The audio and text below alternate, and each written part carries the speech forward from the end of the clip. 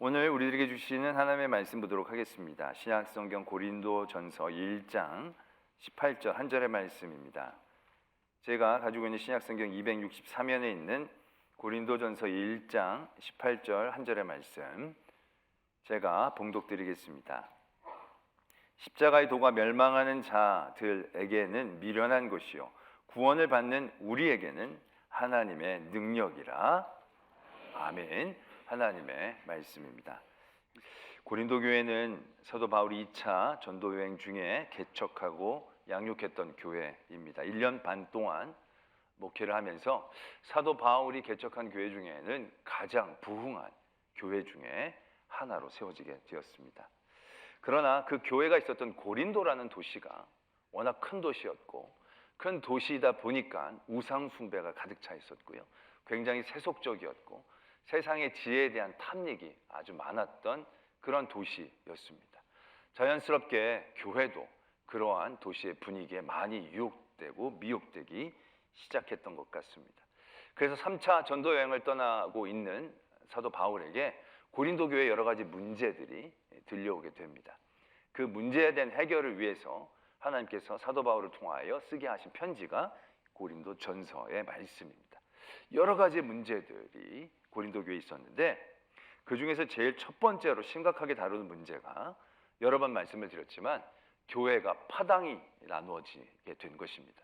처음에 바울이 세웠던 교회였는데 그 뒤를 이어서 아볼로가 목회를 했던 것 같습니다.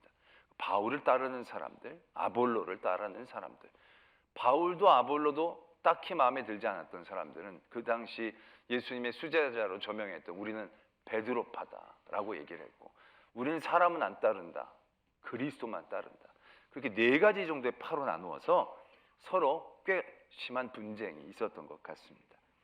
그런 분쟁의 문제들, 가장 심각한 문제를 다루게 되는 이 첫 번째 문제를 언급하고 난 다음에 이 문제를 어떻게 해결할 수 있는가, 그 해결책으로 제시한 그 말씀의 처음 시작이 오늘 18절 말씀입니다.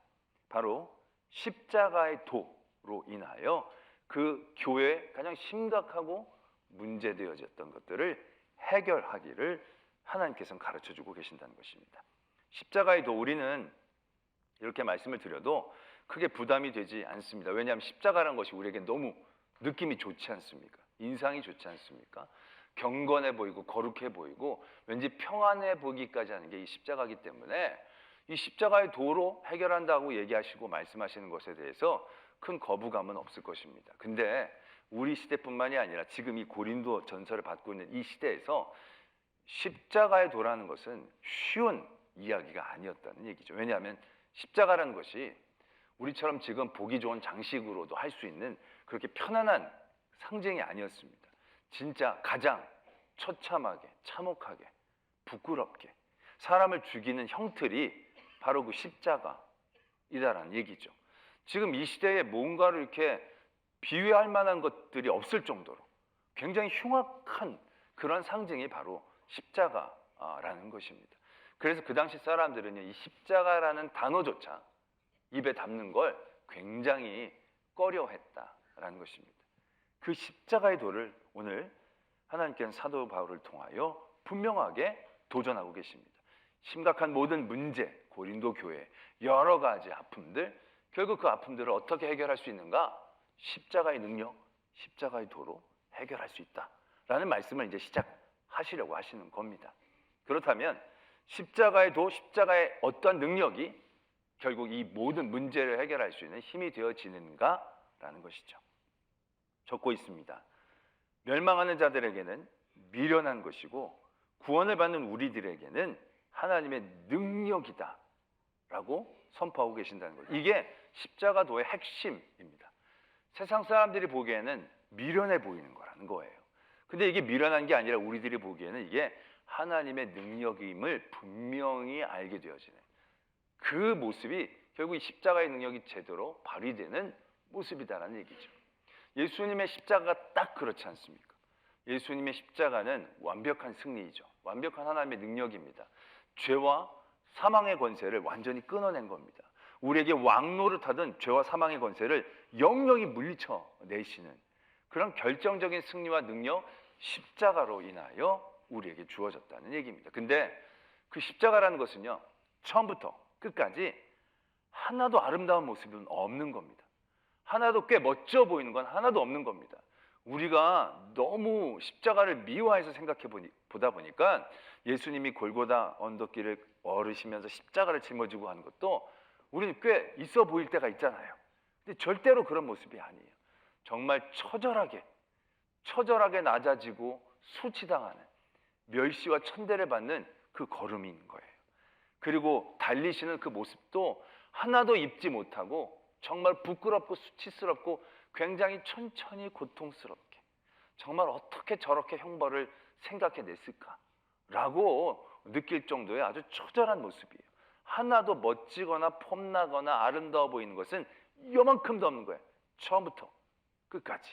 세상 사람들은 그래서 그 십자가의 모습을 바라보면서 미련하다라고 얘기하는 거예요. 아니, 미련하다 못해 굉장히 수치스럽고 절망스러운 자리, 그런 자리로 꽉 채워져 있는 게 십자가의 길과 십자가의 도라는 거예요. 흠모할 만한 거, 탐스럽게 보일 만한 것도 아무것도 없어요. 뭔가 희생의 아름다운 모습도 찾아보기가 어려운 거예요. 그게 십자가의 도가 갖고 있는 세상적인 포장지라는 얘기예요. 그러나 그것이 그 안에는 얼마나 놀라운 능력이고 완벽한 승리가 되는지 우리는 잘 알고 있다라는 얘기죠. 예수님도 폼나게 이기신 적이 있어요. 40일 동안 금식하시고 난 다음에 사탄이 예수님을 시험하려고 듭니다. 근데 그때 예수님은 한마디로 다 물리치시는 거예요. 뭐 두세 마디 말이 오고 가지도 않아요. 논쟁의 여지 없이 예수님은 자신의 지혜와 하나님의 말씀으로 사탄을 찍어 누르는 거예요.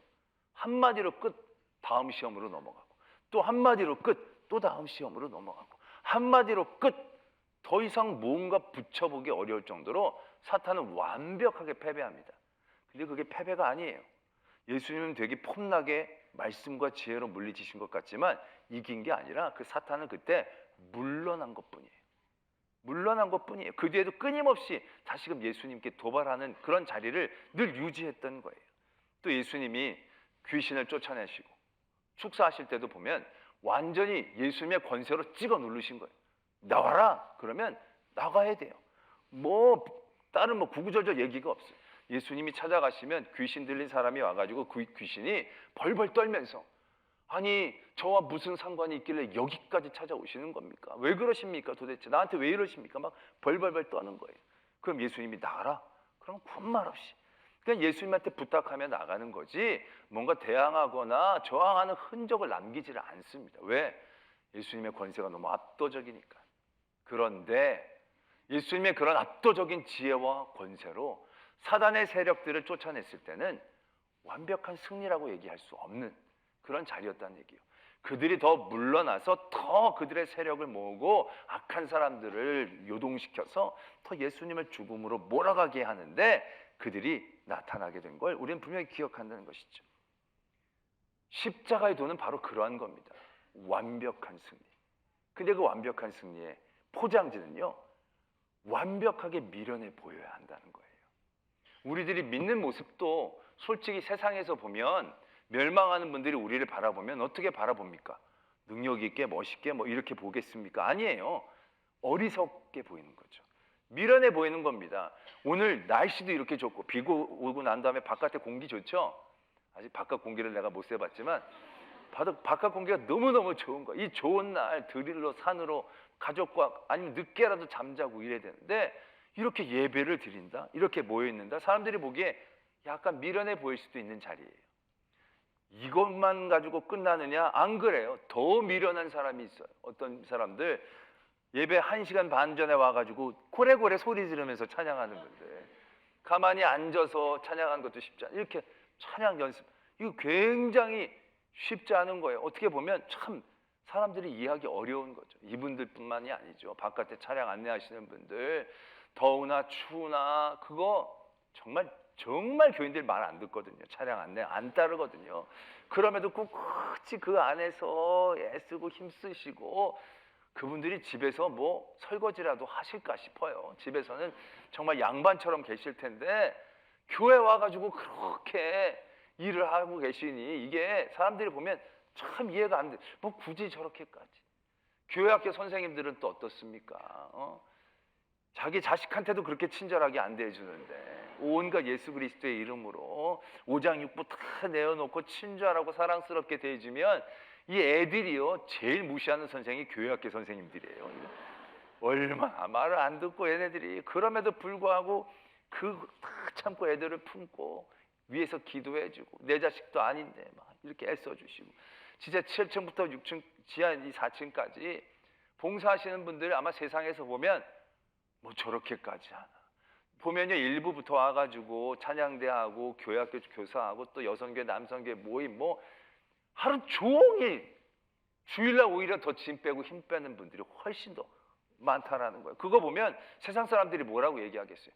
아유 참 미련하다라고 얘기하기 쉽지 않겠냐는 거예요. 사람들은요 밖에 주차 봉사하고 위에 식당에서 일하고 뭐 이런 분들 교회에서 돈 받는 줄로 아는 분들도 있어요.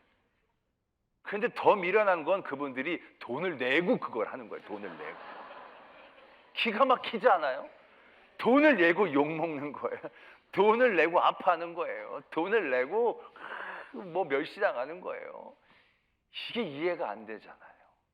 그런데 여러분 제가 질문 하나를 드릴게요. 어려운 질문은 아닐 것 같은데 한번 대답해 보세요. 일주일에 딱 한 번 예배를 드리는 분하고 일주일에 7번, 8번 예배를 드리는 분하고 누가 더 능력이 있으시겠습니까? 어렵습니까?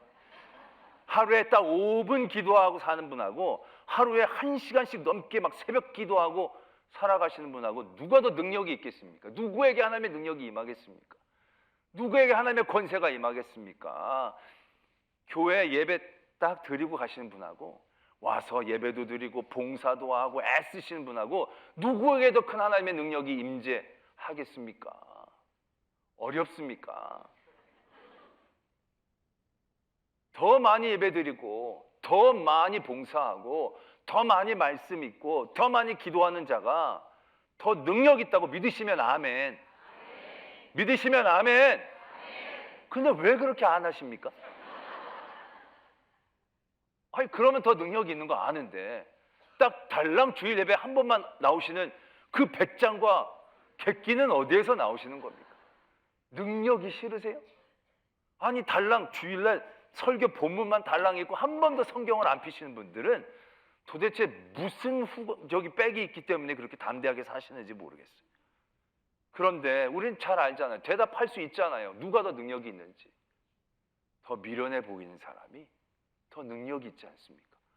굳이 저렇게까지 하시나라고 얘기하는 그분들이 더 능력이 있다라는데 우리가 아멘 할 수 있지 않느냐라는 것 아니겠습니까? 그럼에도 불구하고 우리가 왜 더 능력이 있는 게 분명히 보이고 아는데도 그렇게 하지 못하는 이유가 뭡니까? 미련해지는 것에 주저하기 때문에 그렇습니다. 이 능력은 알겠는데 더 하는 게 미련해 보이거든요. 내가 목사님 할 것도 아니고 장로님 할 것도 아닌데 내가 굳이 뭐 그렇게까지 할 필요가 뭐가 있을까? 덜 미련해지려고 하는 그 순간 십자가의 도가 우리에게서 떠나간다는 것을 깨달으셔야 합니다. 우리가 끝까지 미련해져 보이고 미련한 것들을 두려워하지 않아야 내 안에 하나님이 주신 온전한 은혜가, 온전한 능력이 나타나게 되는데 이왕 미련한 길에 섰으면 끝까지 미련해져야 되는데 어설프게 미련해지면 그게 문제가 되는 거예요. 노아가 하나님이 방주를 지으라고 얘기하시는 거예요. 그것도 산 위에다가 방주를 짓기 시작하는 거예요. 그것도 거의 100여 년 가까이 방주를 짓는다라고 얘기를 하는 거죠. 아니 100년 뒤의 일들을 지금부터 방주를 막 짓기 시작하는 거예요. 얼마나 사람들이 보기에 미련하겠어요. 배를 짓는데 저 위에다가 그것도 저렇게 크게? 도대체 뭘 하려고 그러나. 수없이 많은 사람들이 바보 중에 바보라고, 미친 사람 중에 미친 사람이라고 노아를 그렇게 얘기했을 거예요. 근데 그 노아가 배를 짓다가 몇십 년 쑥 짓다가 속에 그래 뭐 굳이 물이 여기까지 찰까? 뭐 차도 얼마나 가겠어? 며칠만 버티면 되지 않겠어? 이렇게까지 내가 일일이 꼼꼼하게 할 필요가 뭐가 있겠나? 라는 생각이 들어갔다고 생각해 보세요. 그래서 좀 덜 미련하게 요령껏 배를 짓는 거예요. 그냥 신용으로 배를 짓는 거예요. 그랬다라고 한다면 나중에 어떻게 됐겠습니까? 정말로 비가 막 40일 동안 오고 물이 계속 차면서 몇십일, 몇 달을 물이 있는데 그때부터 배 곳곳에서 물이 새기 시작했다고 생각해 보세요. 이게 집에 비 새는 거랑은 완전히 차원이 다르잖아요. 배에 물 들어오기 시작하면 정말 그런 고생은 없었을 것입니다. 그가 더 밀어내주고 끝까지 밀어내질 수 있었기 때문에 그는 그 배를 완성했고 그 배를 통해서 온전한 하나님의 능력을 경험할 수 있었다라는 거예요. 근데 어설프게 밀어내지려고 할 때, 밀어난 그 순간 가운데 멈추려고 할 때 그때 문제가 생기는 거예요. 예수님의 제자들이 예수님 잘 따라다녔잖아요. 사람들이 보기에 미련해 보이죠. 갈릴리 저 청년 뭐가 있다고 따라다니나.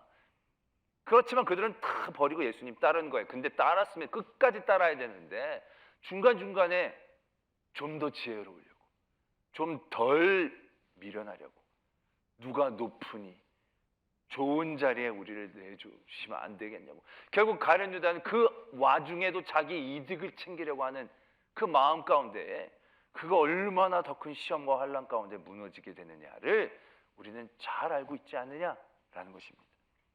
우리의 믿음 생활이요, 잘 달려가면 너무 큰 은혜가 있는데 이게 잘 달려가다가 늘 힘들고 어려울 때가 있어요.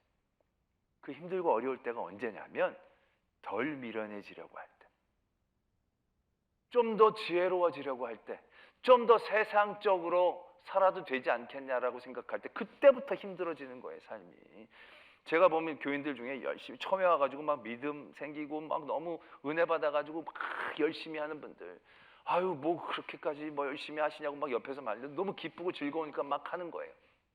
그러다 어느 순간인가 진짜 내가 이렇게까지 할 필요는 없지 않겠나? 옆에서도 자꾸 아유 그렇게까지 안 해도 돼. 그리고 나중에 정신 차리고 봤더니 진짜 그런 거예요. 나만큼 한 사람이 많지 않은 거야. 아 이제 좀 더디게 가도 되지 않겠나? 이런 마음을 먹는 순간부터 마음이 불편해지는 거예요. 내가 여태까지 괜히 했나? 손해보나? 이거 내가 굉장히 미련하고 바보짓한 것 아닌가? 사람들이 나를 보고 이거 뭐라고 얘기했겠나? 멸망하는 사람들이 미련하다고 얘기하는 그 소리들이 귀에 들려지기 시작할 때부터 믿음의 생활이 괴롭고 고통스러운 거예요. 예수님이 그 모든 소리들이 들려지지 않을 때, 끝까지 미련한 그 자리를 지켜낼 수 있었을 때 온전한 하나님의 능력을 경험하실 수 있었다는 사실들을 우리가 분명히 깨달아야 한다는 것입니다. 그런데 우리가 이 미련함에 대한 것들을 넘어서지 못하는 것이 이게 정말로 큰 유혹이라는 거예요. 세상은 미련한 거 다 싫어하잖아요. 그런데 오늘 십자가의 도는요 분명히 얘기하세요. 십자가의 도는요 세상 사람들이 보기에 미련한 거예요. 굳이 뭐 그렇게까지 너 바보 아니냐? 너 그래서 뭐가 남냐? 너에게 이득이 뭐냐? 그래서 네가 뭐가 좋으냐? 뭐가 좋으냐? 남냐? 이득이냐? 알아주냐? 이 모든 말들이 결국은 좀 덜 미련해지려는 생각 가운데서 나오는 얘기거든요. 그런 얘기가 내게 들려지는 순간 내 안에 십자가의 도의 온전한 능력은 멀어지기 시작한다는 겁니다. 또 한 가지, 그렇게 해서 내가 끝까지 밀어날 때 정말로 중요한 건 내가 얻게 되어지는 건 하나님의 능력이라는 거예요. 내 능력이 아니고. 그런데 이 부분에서 우린 또 넘어지게 될 때가 너무너무 많다는 거예요.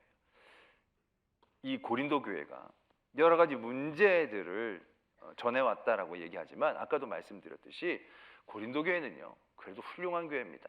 부흥했던 교회예요. 그래서 1장 5절에 보면 고린도 교회에 있었던 놀라운 하나님의 은혜와 그런 복된 그런 제목들이 적혀져 있습니다. 너희가 그 안에서 모든 일 곧 모든 언변과 모든 지식에 풍족하고 그리스도의 증거가 너희 중에 견고하게 되어 너희가 모든 은사에 부족함이 없이 우리 주 예수 그리스도의 나타나심을 기다림이라. 그걸 이제 하나님 앞에 감사한다고 제일 처음에는 이제 사도 바울이 고백하고 있는 말씀입니다. 적혀 있듯이요 고린도 교회는요 모든 게 풍성했다라는 얘기예요. 아까도 말씀을 드렸지만 고린도 그 지역 자체에 여러 가지 철학, 뭐 세상적인 지혜들도 많이 있었기 때문에 그래서인지 모르겠지만 고린도 안에는 굉장히 하나님의 말씀과 신학에 대한 관심이 많았던 것 같아요. 그래서 그것을 하나님의 말씀을 익히고 또 대하고 알려고 하는 그런 일들이 풍성했던 것 같아요. 또 은사가 풍족했다는 거예요. 그러니까 성령의 역사가 곳곳에서 나타났다는 거예요. 뒤에 보면 고린도 교회 문제 중에 어떤 문제가 나오냐면 은사를 가지고 서로 싸우는 얘기가 나오거든요. 그러니까 그만큼 그 교회에요, 방언의 은사도 있었고 예언의 은사도 있었고 치유의 은사도 있었고 가르치는 은사도 많았고요. 곳곳에 은사가 풍족해가지고요, 은사의 부족함이 없어서 예수 그리스도의 나타나심의 증거가 가득 차 있었던 그런 교회라는 얘기예요. 얼마나 좋은 교회예요. 얼마나 은혜로운 교회예요. 근데 참 놀랍게도요, 이 은혜의 제목들이 문제와 시험의 제목들이 되어지고 있다는 얘기예요. 그들이 많은 지식과 언변과 풍족한 하나님에 대한 관심들이 있었는데 그 관심들로 통하여 이 사람들이 서로 파당을 짓기 시작하는 거예요. 난 바울의 가르침이 더 좋아. 난 아볼로가 더 맞는 것 같아. 아니, 서로가 맞는 걸 서로 나누고 그거 안에 하나님의 진리를 알아갈 수 있어야 될 텐데 그게 안 그렇게 된다는 거예요. 이게 맞아, 이게 옳아.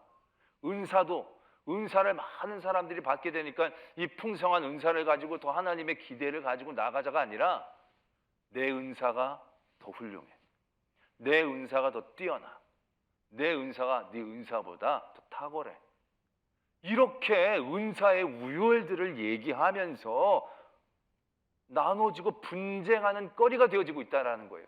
아니, 성령의 은사를, 방언을 받고 여러 가지 은사를 받는 게 얼마나 큰 은혜고 기쁨인데 오히려 그 은혜와 기쁨이 분쟁과 분란의 소지가 되고 있다는 거예요.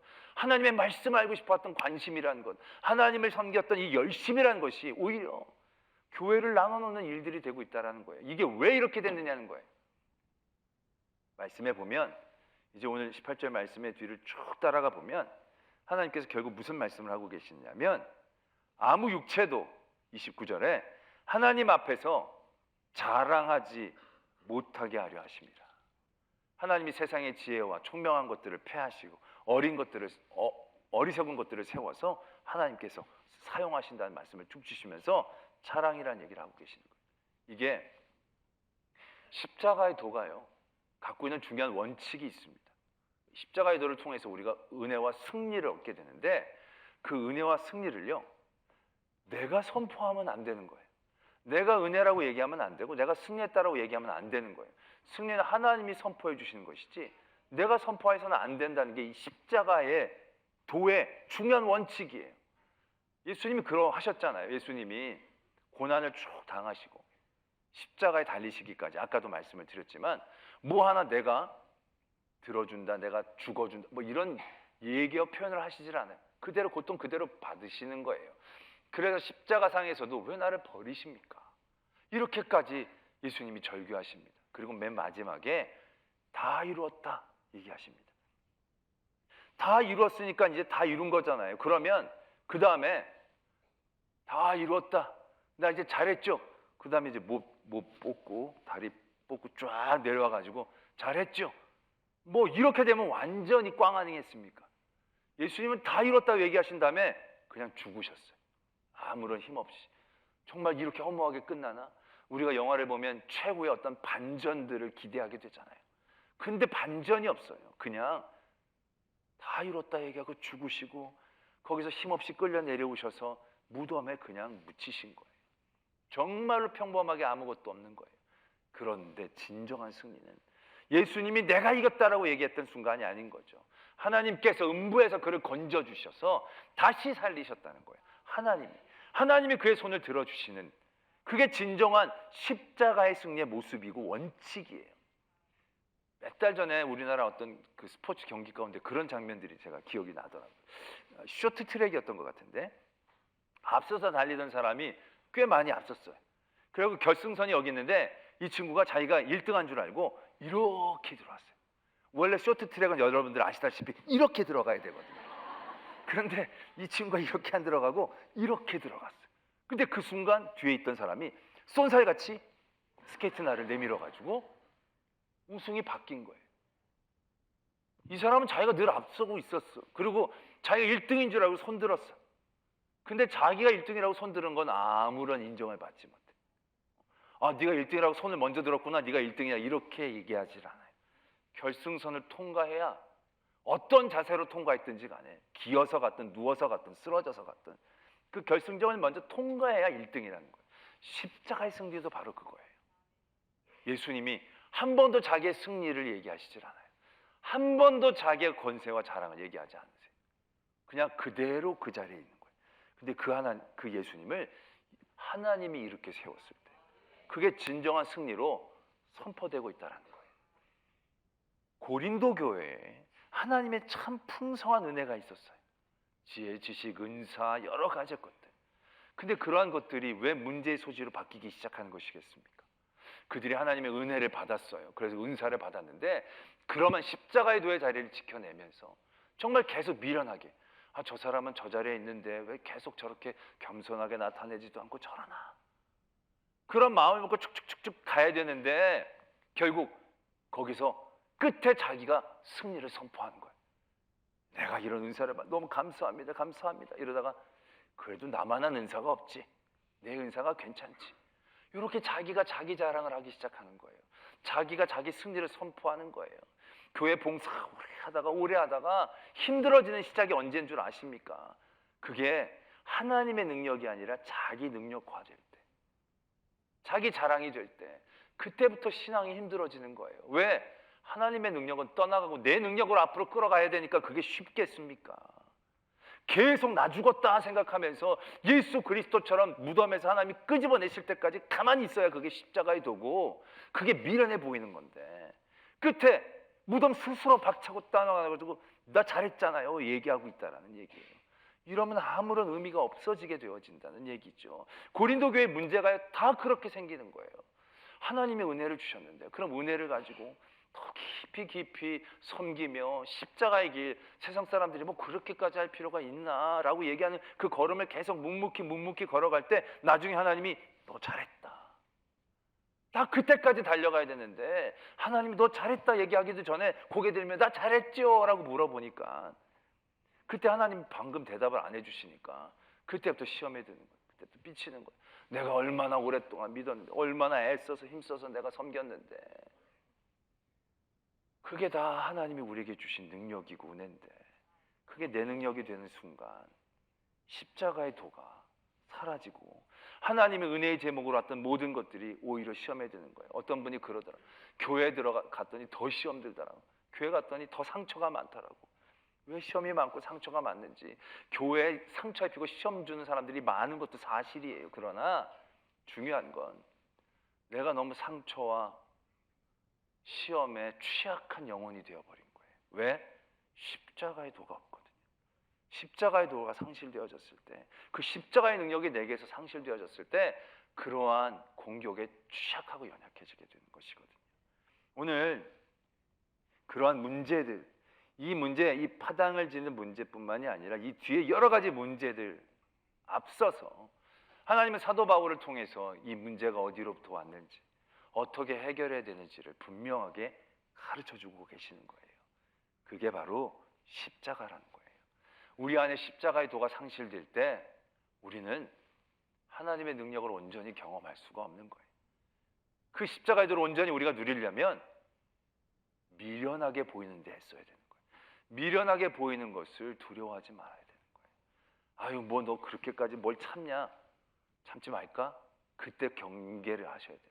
아니야, 오히려 넌 바보같이 그걸 왜 참냐?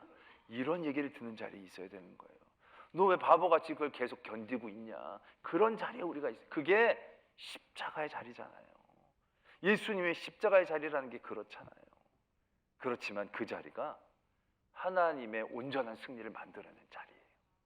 그 자리를 회복해낼 때 우리에게 주신 은혜가 온전한 은혜가 되고 승리가 완벽한 승리가 되어지는 그러한 십자가의 도를 우리 삶에서 회복하고 그 승리를 누리는 저와 여러분들이 되어지기를 소망합니다.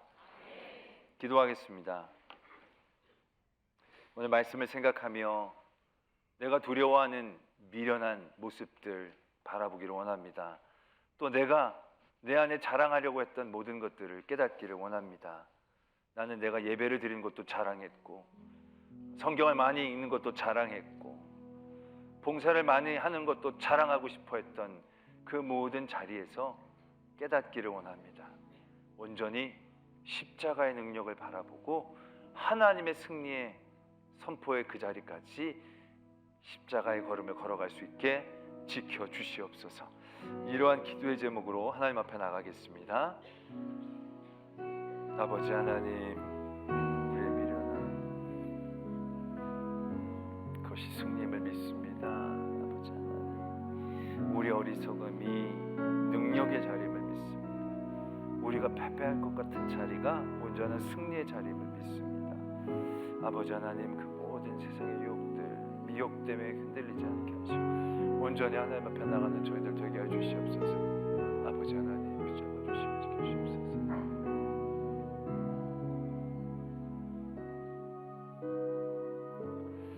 하나님 아버지, 사람들의 무시와 또 멸시를 받을 때 참 견디기 어렵습니다. 그러나 예수님께서 당하셨던 무시와 멸시의 그 자리가 십자가의 도의 자리였고 온전한 승리의 자리였음을 붙잡게 하여 주셔서 조금 더 세상에 보기에 미련한 그 믿음의 걸음들 걸어나가게 주시옵소서. 그럴 때 하나님, 우리 연약합니다.